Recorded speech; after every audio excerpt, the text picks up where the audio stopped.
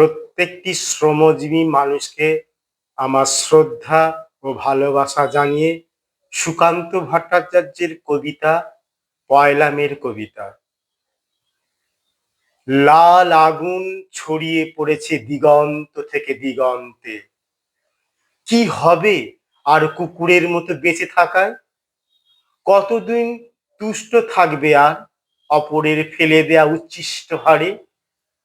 মনের কথা ব্যক্ত করবে ক্ষীণ অস্পষ্ট কেউ কেউ শব্দে। ক্ষুধিত পেটে ধুকে ধুকে চলবে কতদিন। ঝুলে পড়া তোমার জীব শ্বাসে প্রশ্বাসে ক্লান্তি টেনে কাঁপতে থাকবে কত কাল। মাথায় মৃদু চাপড় আর পিঠে হাতের স্পর্শে কতক্ষণ ভুলে থাকবে পেটের ক্ষুধা আর গলার শিকলকে।